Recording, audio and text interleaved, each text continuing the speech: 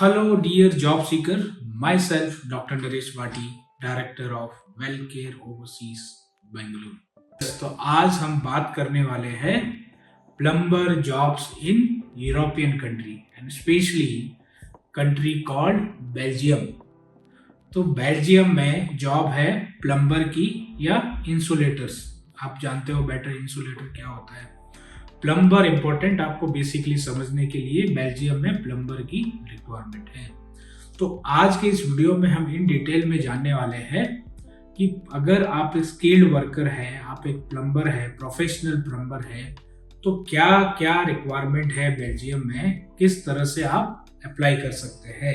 तो इस वीडियो में हम बात करने वाले हैं कि लोकेशन कहाँ पे है, पर्पज ऑफ पोजीशन क्या है, ओवरऑल डिस्क्रिप्शन ऑफ पोजीशन क्या है, list of duties at work आपकी क्या रहने वाली है, की रेस्पॉन्सिबिलिटी और आपकी ड्यूटीज क्या रहने वाली है, कौन अप्लाई कर सकता है, एकेडमिक या ट्रेड क्वालिफिकेशन क्या चाहिए, वर्क एक्सपीरियंस आपको कितना चाहिए, सैलरी आपको क्या मिल सकती है और कितने घंटे आपको काम करना है और एडिशनल बेनिफिट्स आपको एम्प्लॉयर की साइड से क्या मिल सकते हैं।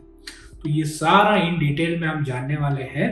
तो अगर आप एक न्यू व्यूअर है वेलकेयर ओवरसीज चैनल के और अगर आप एक प्लम्बर है, एक प्रोफेशनल स्किल्ड प्लम्बर, तो आपके लिए ये वीडियो बहुत ही ज़्यादा इम्पोर्टेंट होने वाला है। तो टिल एंड तक आपको बने रहना है और ज़्यादा से ज़्यादा शेयर करना है अगर आपको पसंद आए, आप दूसरों की हेल्प करना चाहते हैं। तो let's start the video.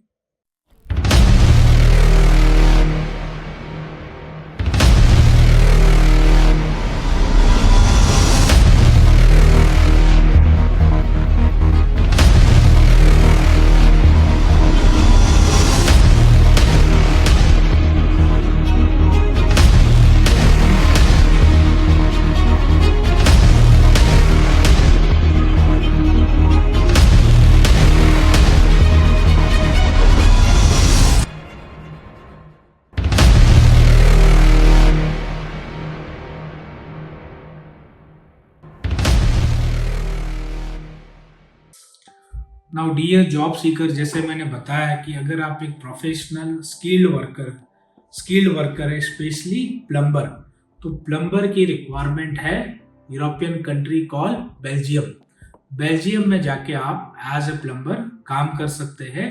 In detail में इसके बारे में जानेंगे। तो लोकेशन मैंने बता दिया कि बेल्जियम में प्लम्बर की रिक्वायरमेंट्स है। अब दूसरा जो है इंपॉर्टेंट इसमें पॉइंट, पर्पज ऑफ पोजीशन क्या है इसमें।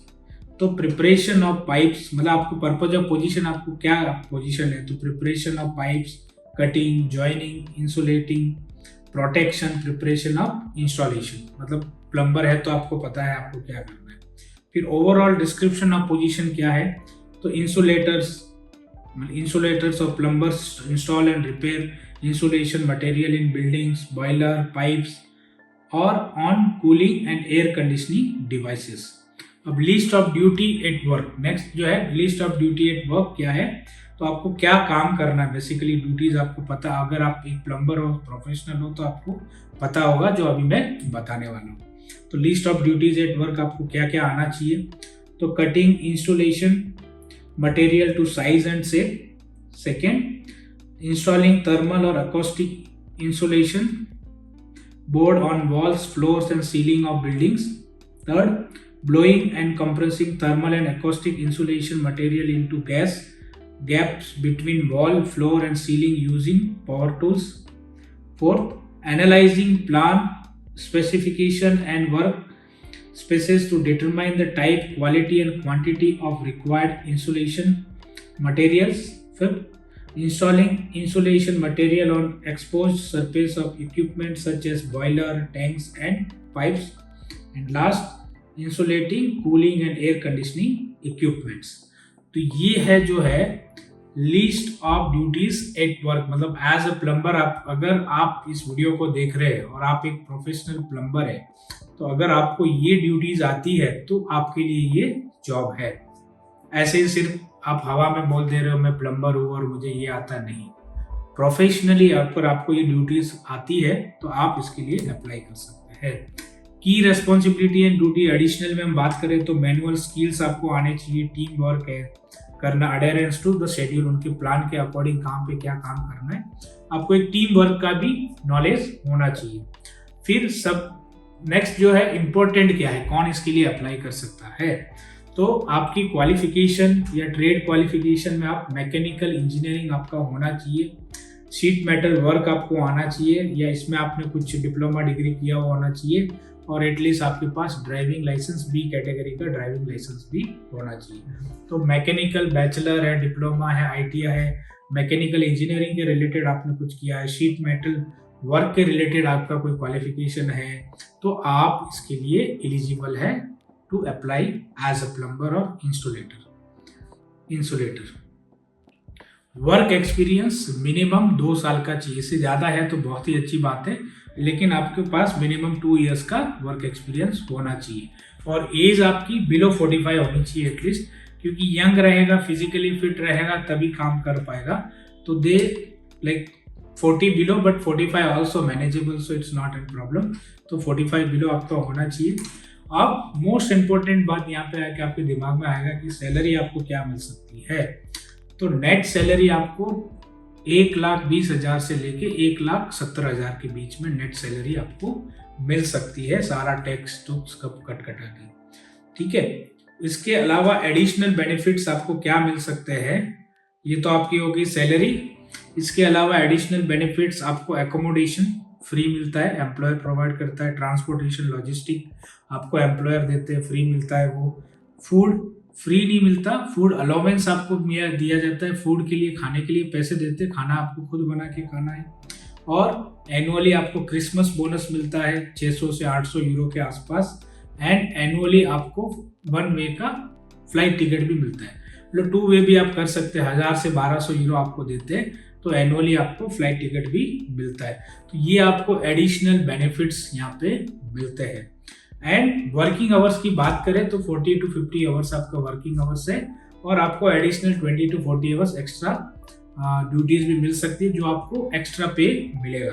तो ये मैं आपको बता रहा हूँ कि कैसे आप एज ए प्लम्बर बेल्जियम में अप्लाई कर सकते हैं।